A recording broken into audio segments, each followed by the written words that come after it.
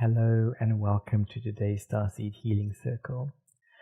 So in today's session we are going to the Giza Platteu. That's in our Egyptian journey. It's almost coming to an end.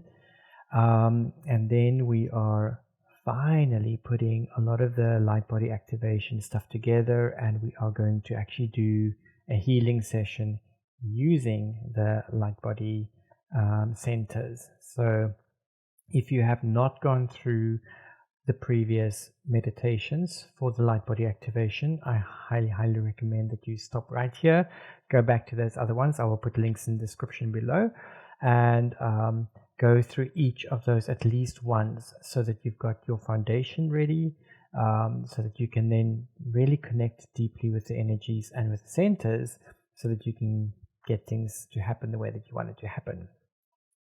So let's get cracking with our session for today, and let's tune in. We are tuning in with the Orion Starseed Lightcode Activation today. So as this session today is going to be geared towards healing, it would be a good idea to find something or to think about something that you really would like to work with today. So not necessarily so much about manifestation or things like that, but really focus on the healing aspect, no matter how big or small. Perhaps close your eyes, just tune into your body and think about what it is that you would like to work with today. Where in your life do you need healing, whether it's mental, physical, emotional, or spiritual? When you're ready, open your eyes and allow your eyes to gently trace the lines of the light code, or perhaps I just want to rest somewhere. Don't try and interpret or translate.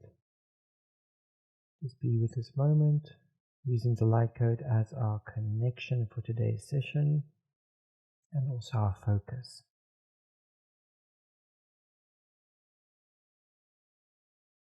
You can stay here as long as you need to. Pause the recording if you need more time.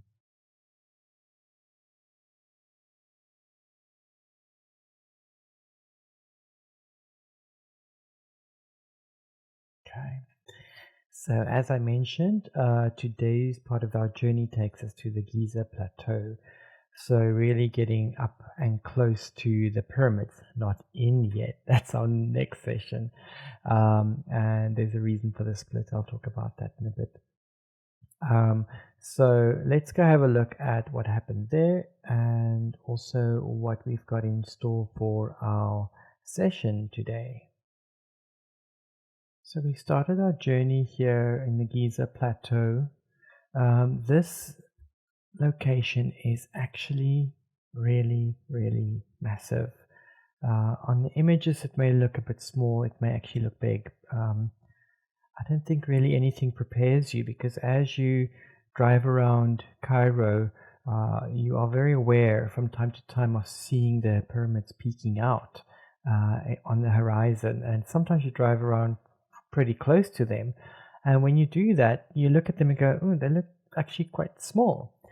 But then when you get there you go, oh my god, they look really big. But then when you get close you go, oh no, they look small again. So there's this trick that's being played about the size, but when you really look at it, they are actually really massive. So it's not just the pyramids, the 3 pyramids that there are smaller pyramids as well, and some mastabas, and there are some cemetery complexes. So there's a western and the eastern cemetery complex. There's a little temple, and all of those things. The Sphinx is here as well. So what we did for our journey here was we went to the, if you look right on top, it says ticket office. So that's where we started, and we went around the pyramid of Khufu, and then we went into the eastern cemetery, and we gained access to a tomb over there. I think it was Menkaure tomb, and we had private access there, and we were taken right down to the subterranean chamber where we meditated, and that sort of was the bulk of what we did at the pyramids, at the complex. We did walk around further as well, so I've got a few photos I'll share with you as we go. Let's go in. So that's just arriving there and getting the first few photos in of the pyramids.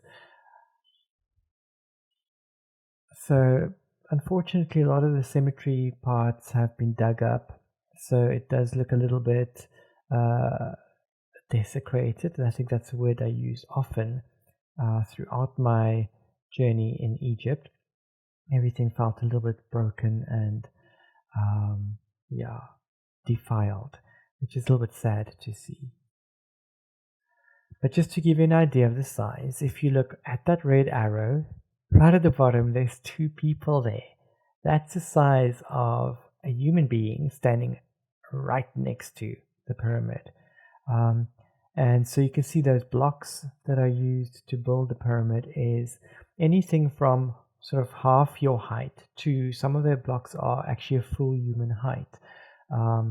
And they are literally just stacked on top of each other very, very neatly. And if you try and count how many layers go up, I think I counted as far as about 60 layers and then couldn't count anymore because it was just getting a little bit of a blur. But these are massive. This was going into the tomb. I think it was Menkaura's tomb. And then this is a very well preserved tomb as well. The colors in here were quite magnificent. It did smell a little bit damp, and I think you can see some of the black. I don't know if it's mold coming through in the top paintings, but still the energy within the space was very, very peaceful. I was very aware that I was in someone's tomb, so it's all about respect as well. And I didn't take any photos going all the way into the subterranean chamber because it's very dark. We literally went down with minimal lights and then had lights switched off while we were at the bottom doing our meditation. So it was total darkness, which is very beautiful. So coming out of there, I think I showed this picture already. Yeah, this is from the smaller mastabas or the smaller pyramids out to the side. You can get to see the main pyramid, and then we also got to see the Sphinx. We did not get private time with the Sphinx this time around. I'm hoping if we go back in October again for our second round that we will do private time at the Sphinx. So after the pyramids, we went to the Marriott Hotel, which is right next door, which is a little bit of a culture shock because you've just been in the desert where it's sand and dust and hot and warm, and all of a sudden you get to this hotel where everything is lush and green and fountains and all of that. This we used as our final stop point because we had booked private time within the pyramids, and our private time started at 10 o'clock at night until 12 o'clock at night, so midnight. And so to kill time and not to move too far away from the pyramids, we went to the Marriott where we had some tapas and we did a change of clothes and everything. We all were dressed in white. So this was our sort of point to just catch our breath and land a little bit and prepare for our ceremony in the pyramid. So let's have a look at our healing session for today. That ends our Egyptian journey. To be continued. You'll see the rest when we come back. Let's quickly where is my camera? There we go. Okay, so I'm using the Wands of Horus cards in today's session, and we've got some of the Egyptian tools.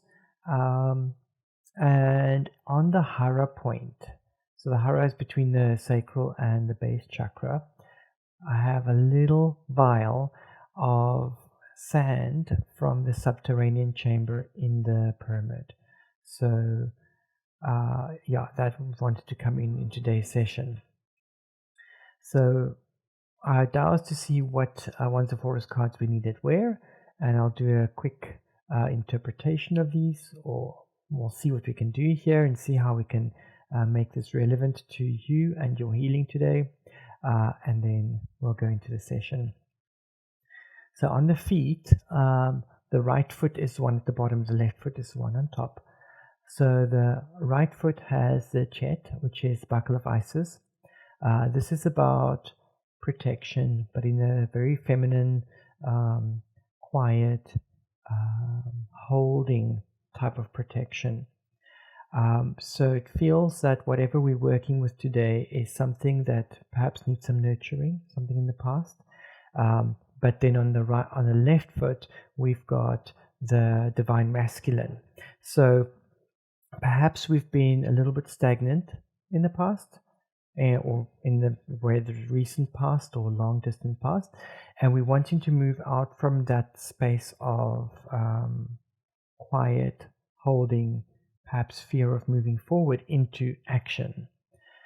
If we look at the knees as well, the right knee has the divine child, and the left knee has radiance. So the divine child, coming out of the Chet is actually the uterus and the ovaries and the vagina. So it's the whole female reproductive system that is the symbol. Out of that comes the divine child. So we've been in a space of quiet calm, but we need to step into a space of light, radiance, and action.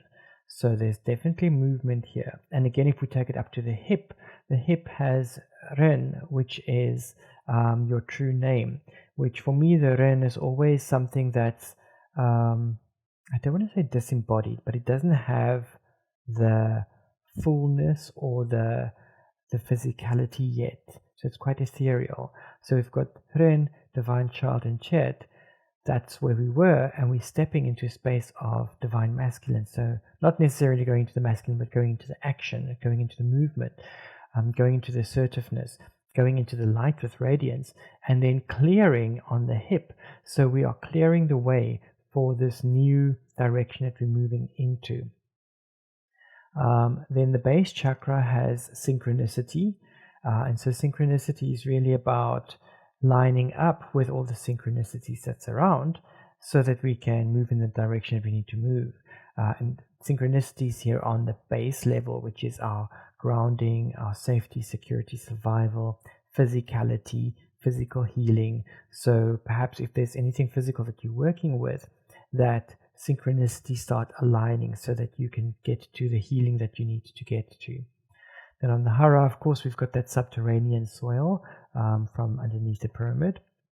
And the sacral chakra has Neteneteru.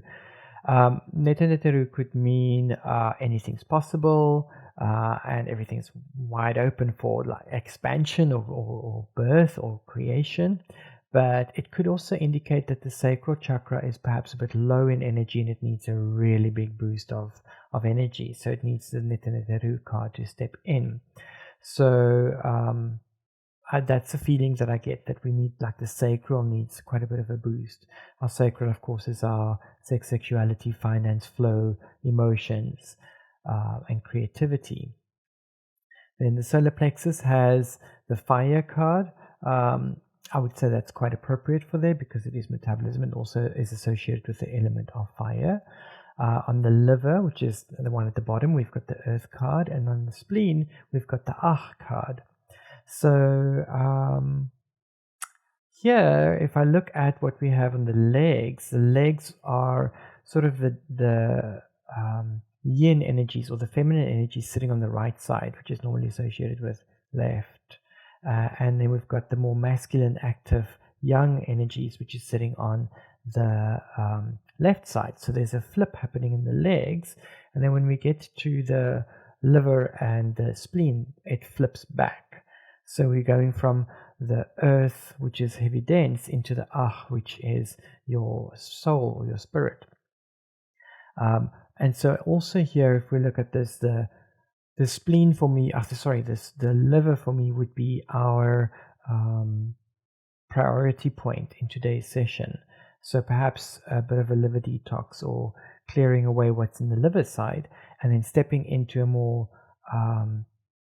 energetic or of a higher frequency as we step into the future, the left being the future and the right being the past.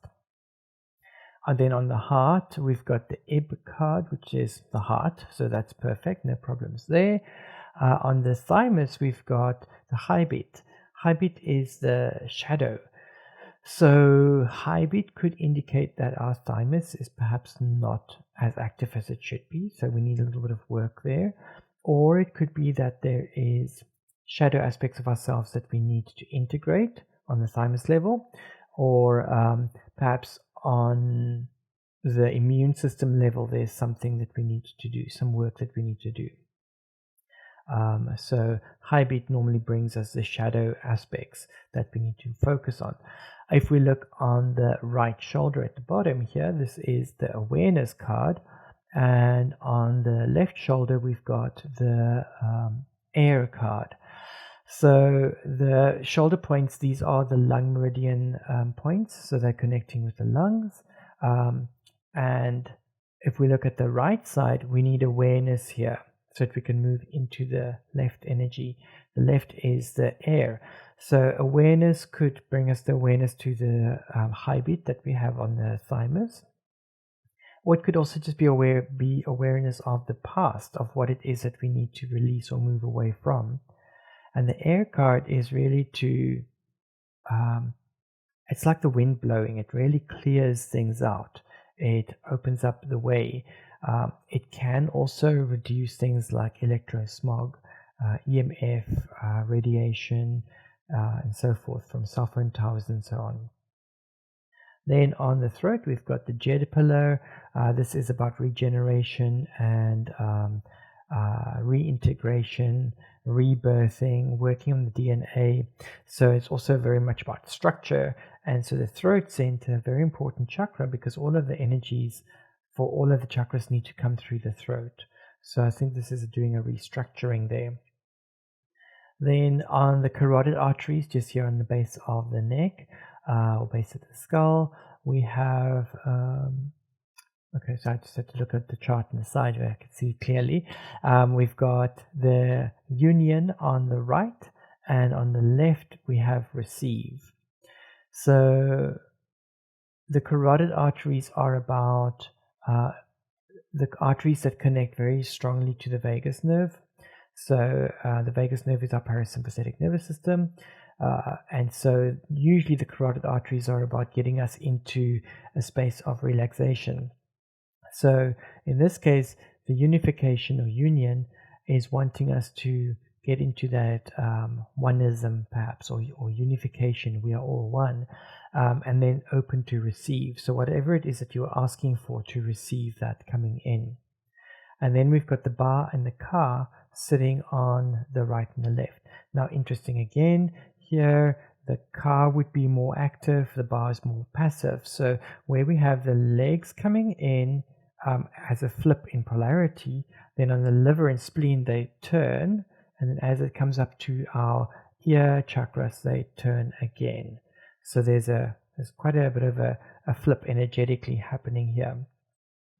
And then on the temple points we've got the Shen on the right and the Neteliteru on the left.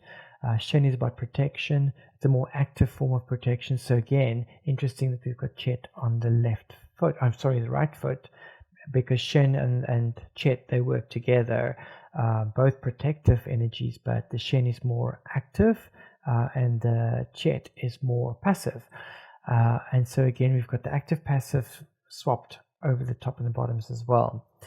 So interesting flip over there. So I would say whatever it is that you're healing with today or what you're working with, you are protected, and it's time to let it go. It's time to move on.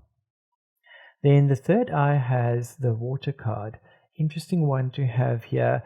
What comes to mind immediately is the pineal gland being washed. So again, tying in with our liver point as priority, a detoxification and perhaps even a pineal detoxification that we're working with. And then the crown chakra has Sechem, which is power. So really stepping into our spiritual power, allowing the crown chakra to guide again and to bring that strong force through for us to do this healing. And then on the hands, we've got the lotus staff, and the Was staff. The Was staff is about power. It's the masculine staff, and then the Lotus staff is the feminine staff.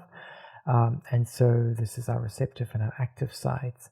And then we've got an Ankh in the middle over the heart, and then there's another wand sitting between the knees. And that is our layout that we're going to be working with today while we are doing this healing.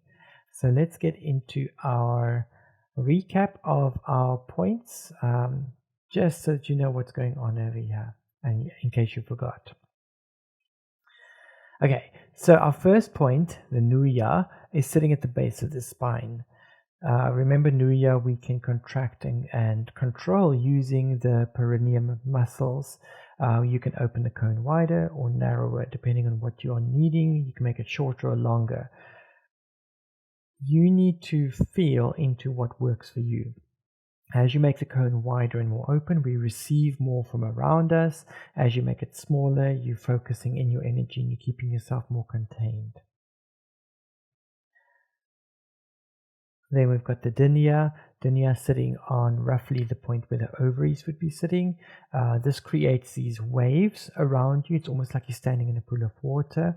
And as you make movements or vibrations, these ripples go out in all directions. So it's taking the energy that we've pulled in from the Nuya and it sends that out in a ripple effect around your energy field. We also do slight contractions here with this, like the very, very fine contraction. Usually the contractions we would sort of synchronize with what we're doing with the Nuya. Then we've got the Liao, 3 spheres sitting just underneath the sternum in the soft part of your belly. And they spin around their own axes and then they start spinning around each other. And as they do that, they cause a vibration within the field. So the ripples that were sent out by the Dinya is then excited and is moved. As we create this excitation within this, there's almost like a split happening with the particles, the energetic particles around. So if we look at, like, if you've got a bucket of sand or something and you move it, you'll find that the fine sand will go to the bottom and the sort of stones will go to the top. This is something similar that happens here. It separates the frequencies and the vibrations and the energies. And then we get to the Moomin. The Moomin is your filter. This allows the higher vibration frequencies to move to the higher chakras and keeps the lower frequencies to the bottom. There's no judgment here between high and low because they're all needed, but it allows the filtering process to take place so that it compartmentalizes the high frequencies from the low frequencies. And that takes us through to the Rantia, which is in the chest cavity, and it looks like one of those revolving doors. So if you look from above, it's a circle with quarters, and they spin. They can spin clockwise or counterclockwise. There's no right or wrong over here. Just follow with whatever you are seeing and perceiving here, and they can spin fast or they can spin slow. Sometimes slow is better than fast because it really allows us to just be in that moment. So that is our points that we're going to be working with, and we will keep this one up on display, and you don't need to see me, and I need you to get comfortable. So what we'll do is we will go through our meditation. So whatever you need to do to get yourself comfortable, do that right now. Pause the recording if you need to. I prefer to sit during these meditations. If you prefer to lie, you are welcome to do that, but just make sure that you're not going to fall asleep, and try and stay as focused as possible throughout the session. Okay, let's go.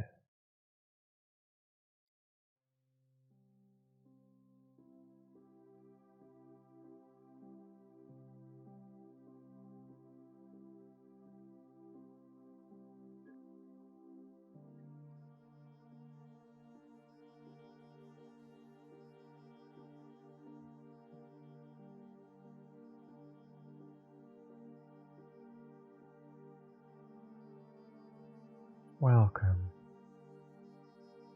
And as you begin to relax, move into that space you're becoming quite familiar with now. that space that allows you to be even more aware of the subtle energies, even more observant of all your experiences, so that you might use these energies to enhance your experience. Good.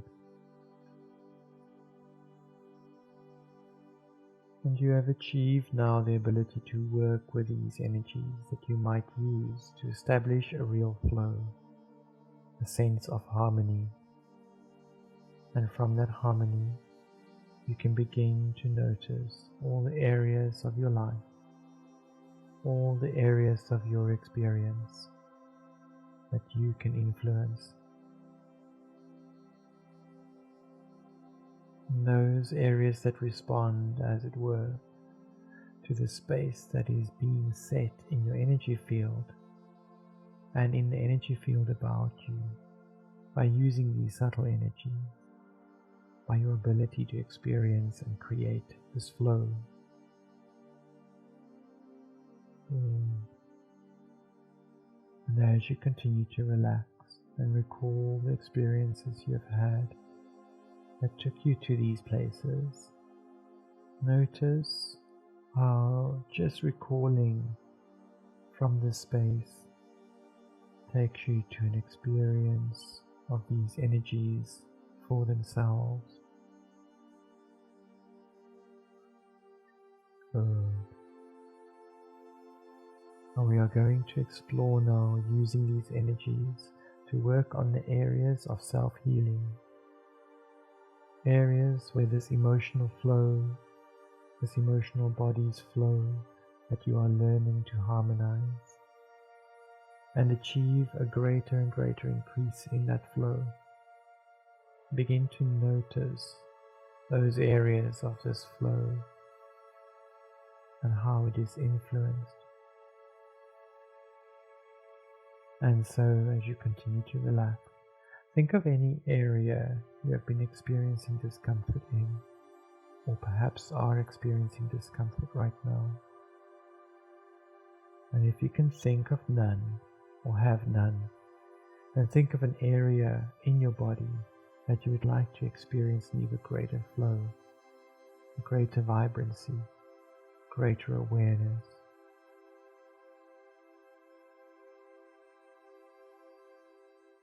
Good.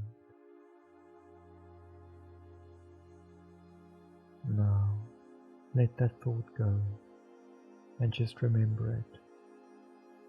It will be there when we reach that space and time for using it. And right now, follow along on these patterns that we will show you as ways to enhance your experience. And if you have already reached a deep experience, let yourself become that experience and explore. You will hear and experience the shifts in energy when it changes and we enter into new spaces for you. Good.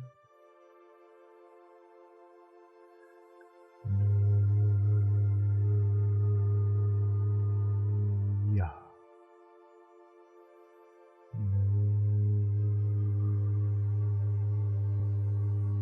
Yeah.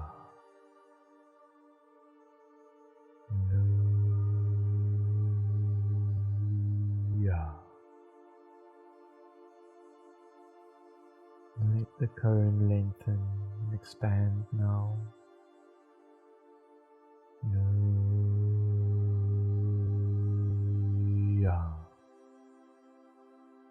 Increasing its angle to just the place that is comfortable to you, that enhances your experience and your awareness.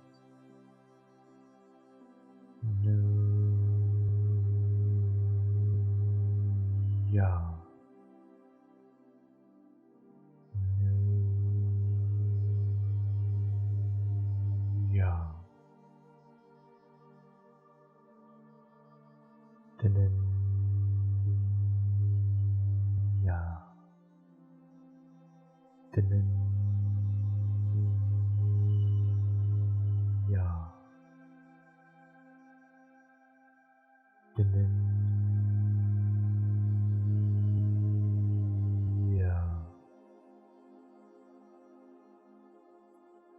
Following those waves out now as far as you can with your awareness.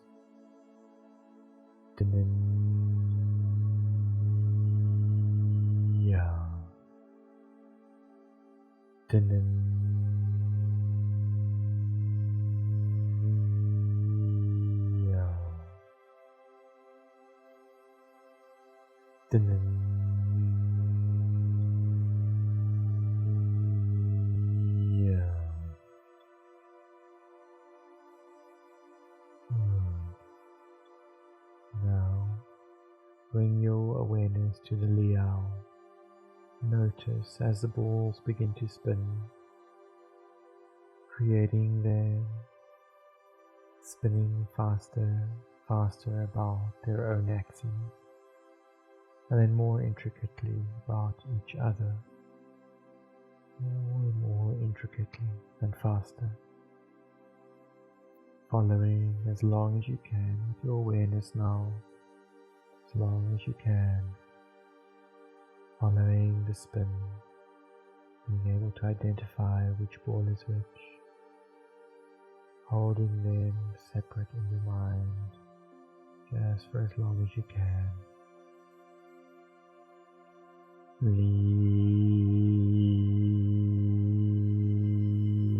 Liao.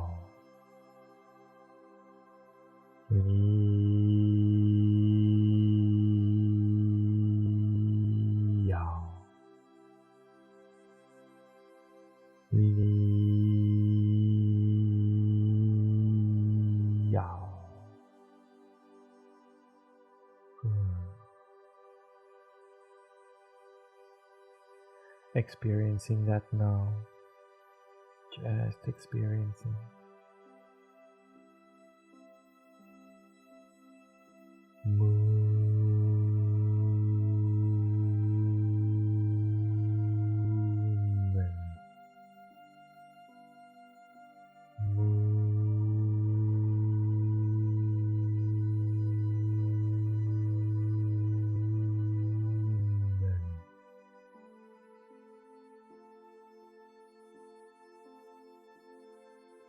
Letting all the energies that are lifting and harmonizing pass through the movement, through that dome,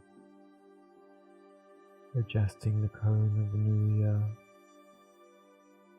enhance your experience even more.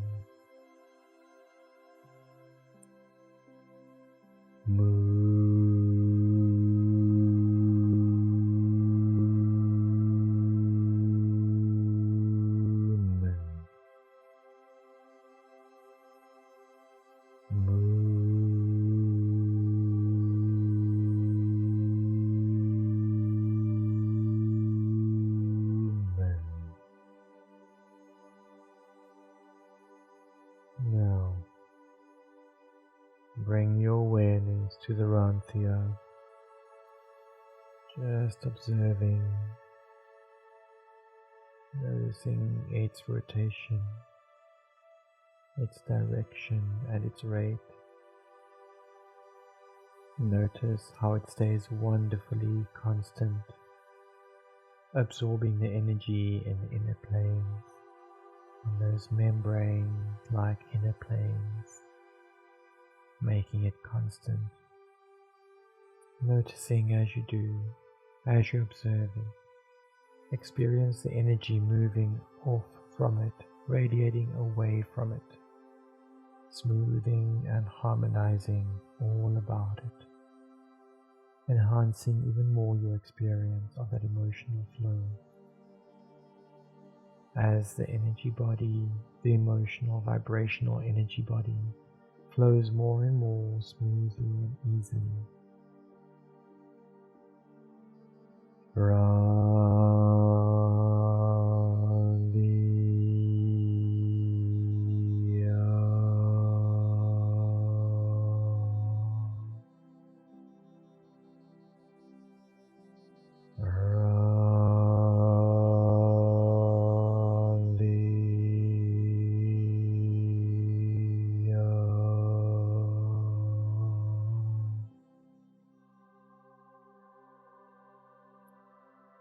Good.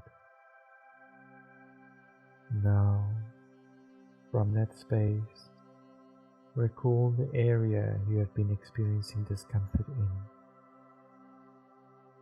If it is an area that has been ongoing for a long time, pick just a portion of it.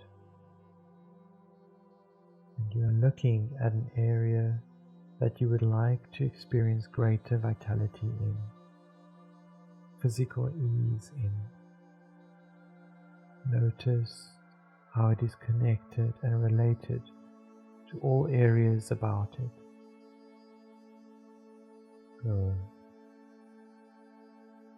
And with your awareness, focus even more fully on it as you continue to enhance and experience these energies.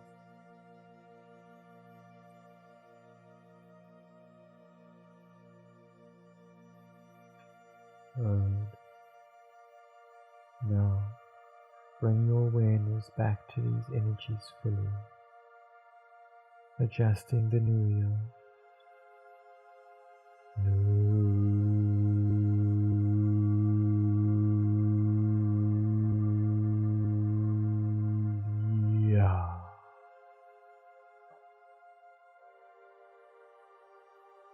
Noticing your awareness increase throughout your whole energy system.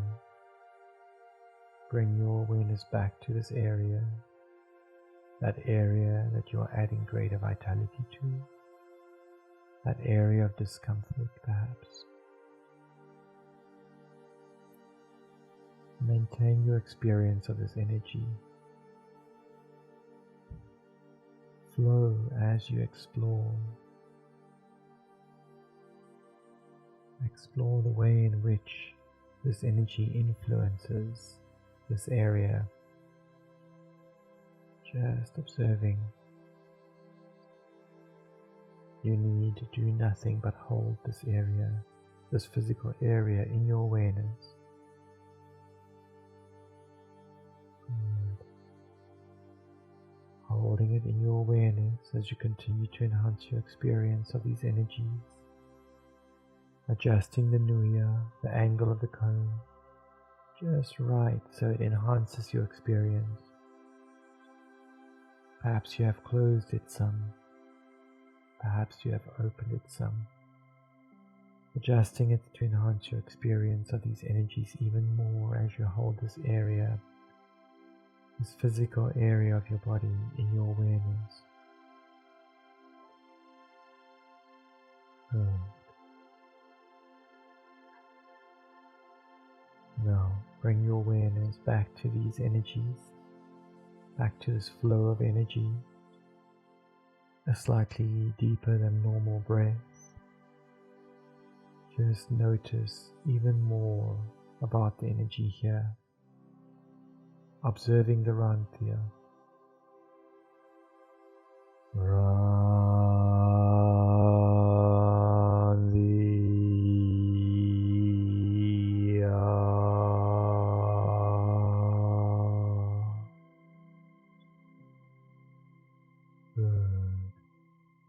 Now just experience that area of discomfort, that area you are adding vitality to, and notice if it has shifted, and if so, how. And if it is gone, just notice what it has been replaced by. And if it is gone and comes back, you have accomplished the most difficult portion. You have found the pattern and vibration of the energies present there through your intuitive knowing.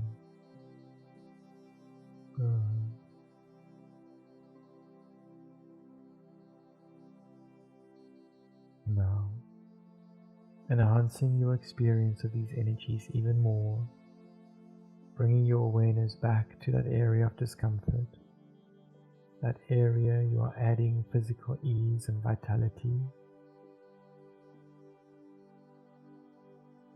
and find yet more patterns, looking perhaps inside the pattern that is there to find patterns, as it were, underneath, as though you could somehow magically magnify that area and notice yet another pattern, all the while maintaining your awareness of these subtle energies and enhancing them, holding both the physical area and the subtle energies in this wonderful state in your awareness at the same time.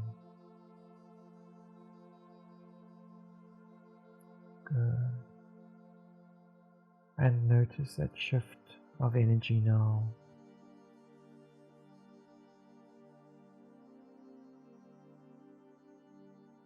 Good.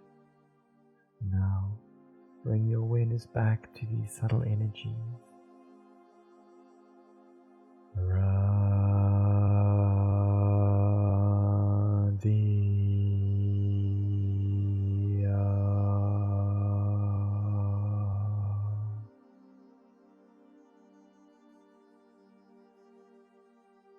Good. Notice that area you have been focusing on now with your awareness.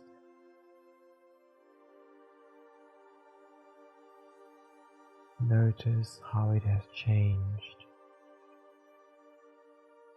If it is gone, notice what it has been replaced by. Notice how this vitality, its ease, has increased. And if it just disappeared for just a short time, you have discovered its pattern and how it has shifted. Ways in which to establish the emotional body's energy flow in that area at deeper and deeper levels. And if it is changed, but for just a second and returns, then discover how it is that you can maintain that flow. You have already done the hardest part. Good. Now, you can use this awareness of the energies of these subtle energies to enhance the vitality and flow and ease anywhere within your being. Just be inventive and observant, and if it seems at first not to work, remember you cannot directly control it. You can only increase the experience of these subtle energies, and you might try by taking smaller and smaller areas, smaller and smaller components that are within your skill right now. Good. And with that now, you may choose to continue to stay in the space of floating, or to come back to the space and time of this earth plane. At your choosing, let yourself come back easily and slowly when you are ready, at your own pace, and we bid you most pleasant journeys.